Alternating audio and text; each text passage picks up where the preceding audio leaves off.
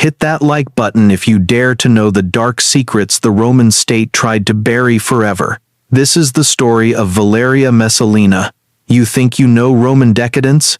What you're about to hear will make every other tyrant look like a choir boy. Because this empress didn't just abuse her power, she weaponized her sexuality in a campaign of lust, murder, and political terror that shook the Roman world. But before we dive in, I'd love to hear from you. What time is it where you are right now? Drop it in the comments, it helps the channel, and I think it's amazing seeing how people from around the world come together here to uncover forgotten history. Let's rewind. For a long time, historians have painted Messalina as the most promiscuous, wicked woman in all of history. But was she really a crazed nymphomaniac? Or was she something far more terrifying? A hyper-intelligent, ruthless politician using her body as a tool of absolute power. She was born around 20 CE into the highest echelons of Roman nobility, a great-grandniece of the divine Augustus himself. This gave her impeccable lineage a crucial asset in the Julio-Claudian dynasty. When she was barely a teenager, perhaps around 17, she was married off to her cousin once removed, a stuttering, bumbling, 7-year-old academic named Claudius. Everyone called Claudius the imperial runt. He had physical disabilities, like a stutter and a limp, which led his family to keep him out of public life for years. But then, the unthinkable happened. His nephew, Emperor Caligula, was assassinated in 41 CE. Suddenly, Claudius was unexpectedly proclaimed the new emperor by the Praetorian Guard, and Messalina, overnight, became empress. She had the ultimate job: produce a legitimate heir. She did. First, a daughter, Octavia, and then, a son, Britannicus. This is where the story pivots.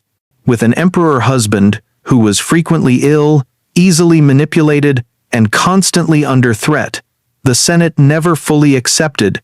Claudius Messalina's #1 goal wasn't love, it was survival. Her power, and her son's future, depended on Claudius staying alive until Britannicus was old enough to rule. And in the cutthroat world of the Julio-Claudians, where a senator's dagger was always around the corner, survival meant one thing: eliminate every single threat. The accusations against Messalina center on 3 things: sex, power, and murder. The ancient historians, like Tacitus and Juvenal, who wrote about her, were often hostile to the imperial regime and were looking for a dramatic scapegoat. They called her ruthless, predatory, and sexually insatiable. But read between the lines, and the promiscuity looks less like lust and more like a carefully executed political strategy. The Empress formed a powerful alliance with Claudius's influential former slaves, his imperial freedmen, particularly Narcissus and Polybius.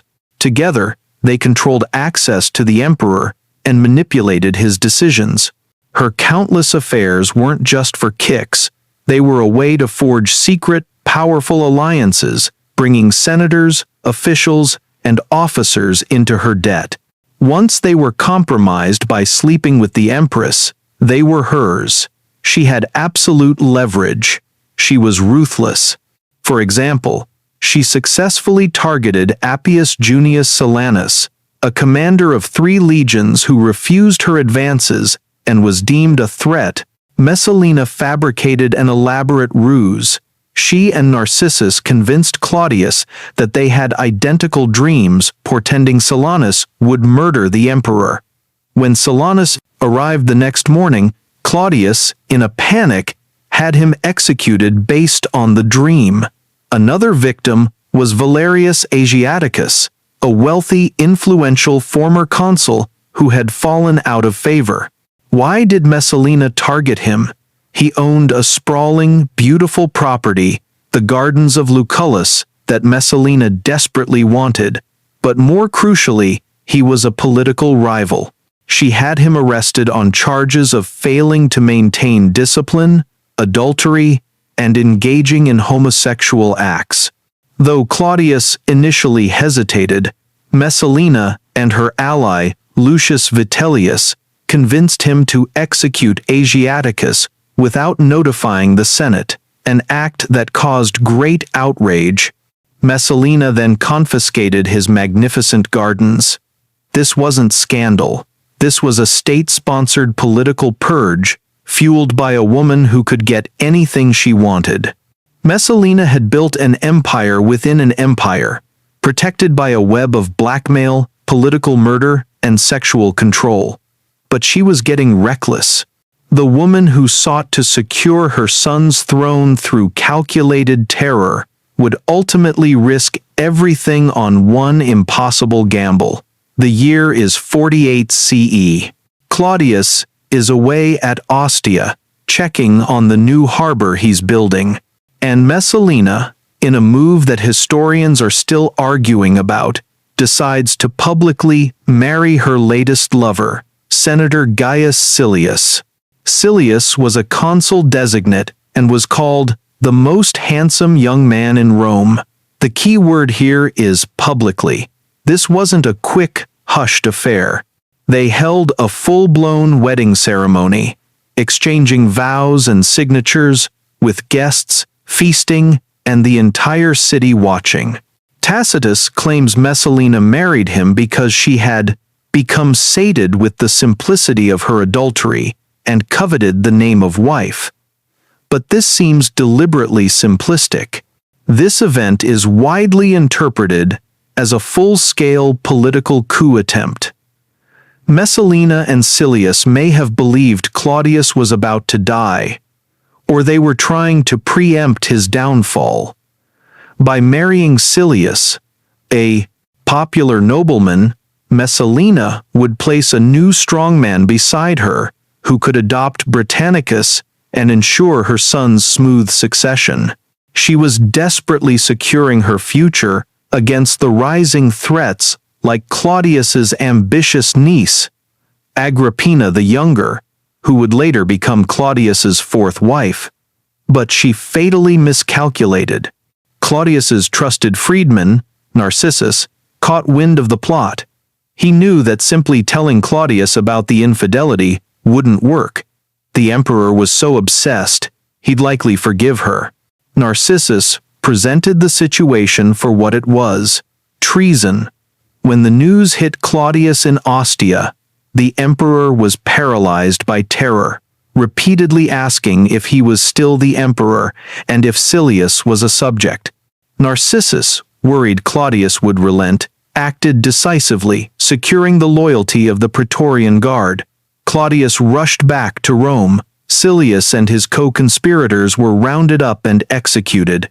Messalina fled to her gardens of Lucullus, finding refuge with her mother, Domitia Lepida. She was given a knife and urged to take her own life with honor, as was the Roman custom for disgraced nobility. But the empress, who had ordered so many deaths, lacked the courage for her own. As she stood there, crying in terror, the soldiers arrived. Narcissus had dispatched them with an urgent order.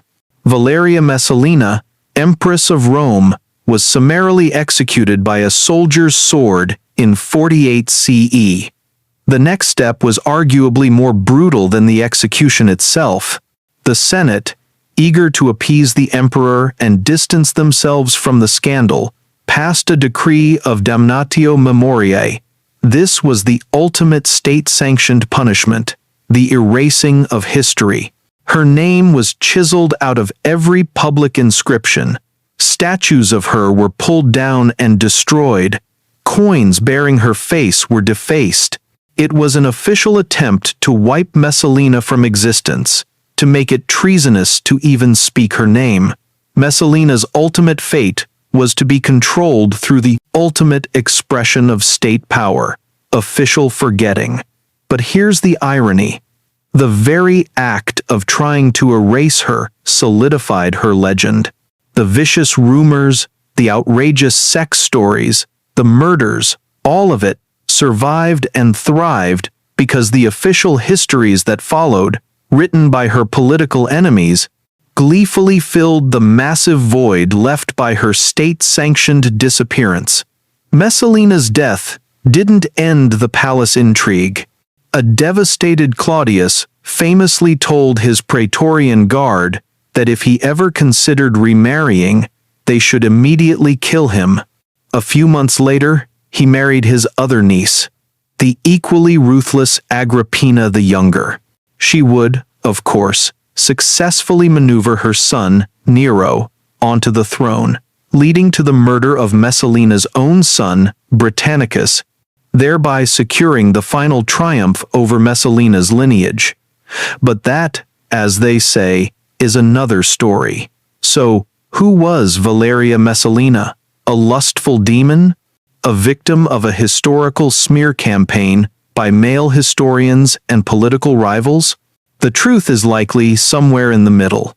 A woman who was given immense power in a brutal man's world and who quickly realized the most effective way to use it was to harness the oldest, most powerful forces on earth: sex and violence. She was the ultimate puppet master, until her own desperation became her undoing. The fear she inspired shows us that in ancient Rome, a woman's influence could indeed replace political competence as the driving force of imperial governance. And though her memory was condemned, her legend remains one of the darkest, most compelling cautionary tales of power in all of history. If this journey into the dark heart of Rome has you questioning what other insane truths are buried in history, you need to click the video on screen right now. It reveals another chapter authorities tried desperately to erase.